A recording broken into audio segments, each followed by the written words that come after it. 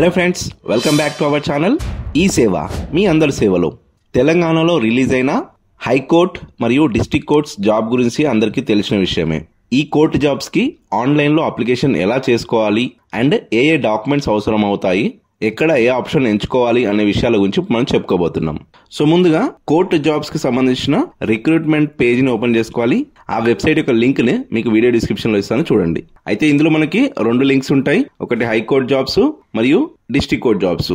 So ముందుగా వీటి యొక్క నోటిఫికేషన్ చదువుకుంటే మీకు ఎక్కడ అప్లికేషన్ చేసుకోవాలనే విషయం మీకు అర్థమవుతుంది. అయితే నోటిఫికేషన్ కంప్లీట్ డీటెయిల్స్ గురించి నేను నెక్స్ట్ వీడియోలో చెప్తాను.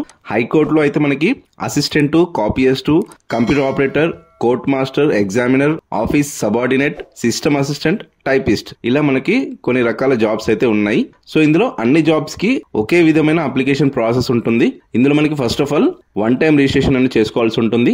ఈ రిజిస్ట్రేషన్ తర్వాతనే మనకి అప్లికేషన్ అనేది చేసుకోవాల్సి ఉంటుంది. సో ఇండివిజువల్ గా మీరు ఎన్ని అప్లికేషన్స్ అయినా పెట్టుకోవచ్చు, అది మీ ఎలిజిబిలిటీని బట్టి డిపెండ్ ఉంటుంది అనమాట. సో ముందుగా ఇక్కడ మనకి న్యూ రిజిస్ట్రేషన్ ఫర్ ఓటీఆర్ అని ఉంటుంది, దాన్ని మీరు క్లిక్ చేస్తే నెక్స్ట్ పేజ్ ఓపెన్ అవుతుంది. ఇందులో ఫస్ట్ ఆప్షన్ వచ్చేసి మీరు ఆల్రెడీ హైకోర్టులో contract basis or outsourcing basis లో జాబ్ చేస్తున్నారని అడుగుతుంది. ఎస్ అయితే ఎస్ అని, లేదైతే నో అని పెట్టేసేయండి. తర్వాత పర్సనల్ డీటెయిల్స్ లో ఎస్ఎస్సి మెమో ప్రకారం మీ డీటెయిల్స్ అనేది మెన్షన్ చేయాలి. అంటే మీ పేరు, మీ father name and gender, date of birth ఇలా మెన్షన్ చేశాక marital status and caste category select చేసుకోవాలి. అండ్ నెక్స్ట్ ఫిజికల్ హ్యాండిక్యాప్డ్ అయితే ఎస్ అని, లేదంటే నో అని. ఎక్స్ సర్వీస్ మెన్ కూడా ఎస్ ఆర్ నో అనేది పెట్టుకుని మీ మొబైల్ నంబరు మరియు ఈమెయిల్ ఐడిని ఇవ్వాల్సి ఉంటుంది. ఆ తర్వాత ఎగ్జామ్ సిటీ ప్రిఫరెన్స్ ఇవ్వాల్సి ఉంటుంది. సో మీ దగ్గరలో ఏదైతే సిటీస్ వస్తాయో అవి పెట్టుకోసుకోండి. తర్వాత మీ పర్మనెంట్ ప్రెసెంట్ అడ్రస్ ఏవైతే ఉన్నాయో ఆ అడ్రస్లు ఇవ్వాలి. తర్వాత ఇక్కడ అగ్రీ మీద టిక్ మార్క్ పెట్టేసి జనరేట్ ఓటీపీ మీద క్లిక్ చేస్తే మీ మొబైల్ కి అండ్ మెయిల్ కి ఓటీపీ వస్తుంది. ఆ ఓటీపీ ఇందులో వేసి వెరిఫై చేసుకోవాలి.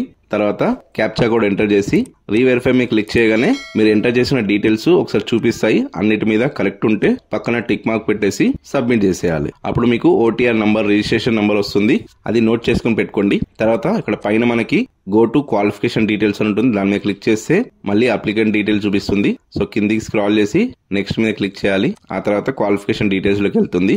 ఇందులో మీ హైయెస్ట్ క్వాలిఫికేషన్ సెలెక్ట్ చేసుకోవాలి. ఆ తర్వాత మీ SSC details, inter details and graduation details ఇవ్వాల్సి ఉంటుంది. అంటే మీరు చదివిన బోర్డు, పాస్ అయిన year, hall ticket number enter చేయాలి. తర్వాత డిక్లరేషన్ మీద టిక్ మార్క్ పెట్టేసి క్యాప్చా కోడ్ ఎంటర్ చేసి సబ్మిట్ చేయాలి. వీలైతే ప్రీవ్యూ మీద క్లిక్ చేసి మీ డీటెయిల్స్ అన్ని చెక్ చేసుకొని సబ్మిట్ చేయొచ్చు. ఆ తర్వాత అప్లికేషన్ లోకి వెళ్ళి మీరు ఏ పోస్ట్ కి అయితే పెడుతున్నారో ఆ పోస్ట్ ని సెలెక్ట్ చేసుకుని మీ డీటెయిల్స్ అన్ని చెక్ చేసుకుంటూ సేవ్ నెక్స్ట్ చేయాలి. క్వాలిఫికేషన్ డీటెయిల్స్ లో మీకు ఎక్స్ట్రా క్వాలిఫికేషన్స్ ఏమైనా ఉంటే, అంటే టెక్నికల్ క్వాలిఫికేషన్ లేదా అదర్ క్వాలిఫికేషన్స్ ఏమైనా ఉంటే యాడ్ చేసుకోవచ్చు. అండ్ ప్రీవియస్ ఎక్స్పీరియన్స్ ఏదైనా ఉంటే దానికి సంబంధించిన డీటెయిల్స్ కూడా ఇవ్వచ్చు. ఓకే, తర్వాత సేవ్ నెక్స్ట్ చేస్తే డాక్యుమెంట్స్ అప్లోడ్ చేసే పేజ్ కి వెళ్ళిపోతాము. ఇందులో క్యాండిడేట్ యొక్క పాస్పోర్ట్ ఫోటో, సిగ్నేచర్ మరియు SSC certificate, graduation certificate and caste certificate, ఆ తర్వాత హైయర్ ఎడ్యుకేషన్ సంబంధించిన సర్టిఫికేట్ కానీ లేదా టెక్నికల్ క్వాలిఫికేషన్ సంబంధించిన సర్టిఫికేట్ కానీ అప్లోడ్ చేయాల్సి ఉంటుంది.